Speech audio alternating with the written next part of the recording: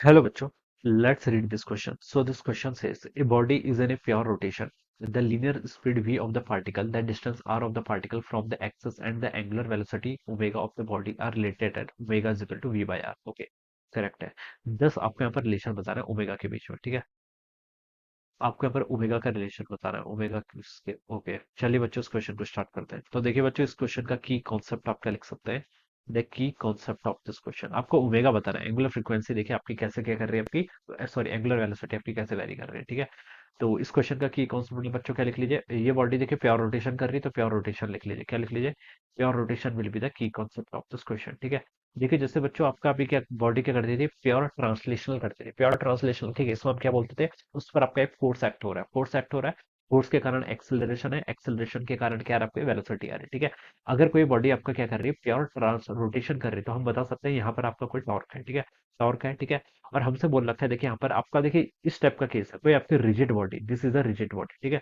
यहाँ पर आपकी क्या है, कोई रिजिड बॉडी है, ठीक है। दिस इज द एक्सिस, ये मान लीजिए इसकी एक्सिस है, ठीक है। ये आपकी एक्सिस है, दिस इज द एक्सिस, ठीक है। और ये मान लीजिए आपका सेंटर है, ये क्या आपका सेंटर ऑफ मास है, या फिर सेंटर यहाँ पर एज्यूम कर लिया, ठीक है, इस रिजिड बॉडी का आपने, ठीक है। अब देखिए बच्चों हमसे बोल रखा है यहाँ पर आपके ओमेगा कैसे है। देखिए बच्चों, अगर कोई बॉडी आपकी ट्रांसलेशनल मोशन में क्या होता था, कोई बॉडी अगर ट्रांसलेशनल मोशन कर रही है, कांस्टेंट वेलोसिटी v अगर क्या उसकी कांस्टेंट है, ठीक है। तो हम यहाँ पर डिफाइन करते थे काइनेटिक एनर्जी, कैसे डिफाइन करते थे, हाफ एम वी स्क्वायर, ठीक है। यहाँ पर kinetic energy half M V square क्यों डिफाइन करते थे, क्योंकि यहाँ पर वेलोसिटी देखिए क्या होती थी, क्योंकि यहाँ पर हम वेलोसिटी को डिफाइन करते थे, ठीक है।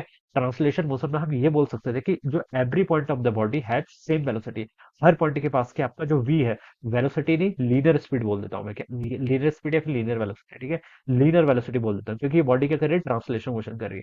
ट्रांसलेशन मोशन में क्या होता था, हर पार्टिकल क्या कर रहा है, देखिए क्या है, रिजिड बॉडी के केस में देखिए क्या होता है, किसी भी दो पॉइंट के बीच का डिस्टेंस क्या होता है, आपका कांस्टेंट होता है, ठीक है। और अगर कोई बॉडी ट्रांसलेशन मोशन कर रही है, तो उसका पता हर पॉइंट की वेलोसिटी क्या रहेगी, सेम रहेगी, ठीक है। लेकिन यहाँ पर देखिए ये आपका क्या है, this is a case of rotation, ठीक है। रोटेशन भी नहीं, प्योर रोटेशन लिख लेता हूँ मैं, ठीक है। This is a case of pure rotation.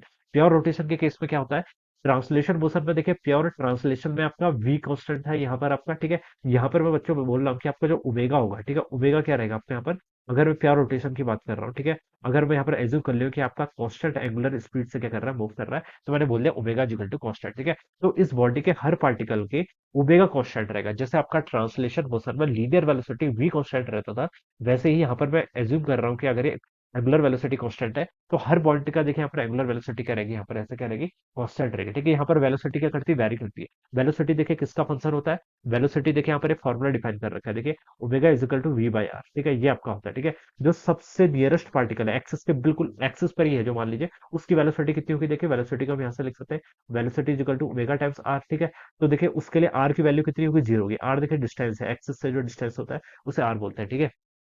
कोई पार्टिकल अगर एक्सिस पर ही है, तो देखिए उसका आर कितना होगा, जीरो का, तो उसका मतलब वेलोसिटी जीरो, उसकी लीनियर वेलोसिटी जीरो, ठीक है।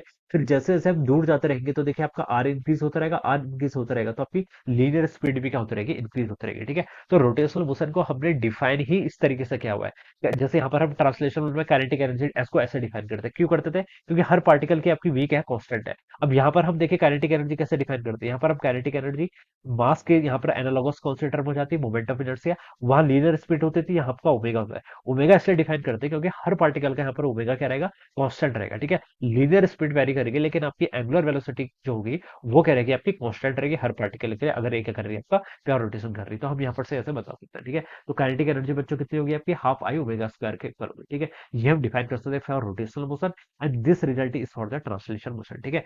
आपकी एंगुलर वेलोसिटी तो क्या रहेगी, कांस्टेंट रहेगी हर पार्टिकल, लेकिन जो आपकी लीनियर स्पीड है वो क्या करेगी आपकी, वो आपकी वेरी करेगी, because it is a function of R. ये किसका फंक्शन है बच्चों, आर का फंक्शन है, ठीक है। अब ऑप्शन देखिए क्या बोल रखा है।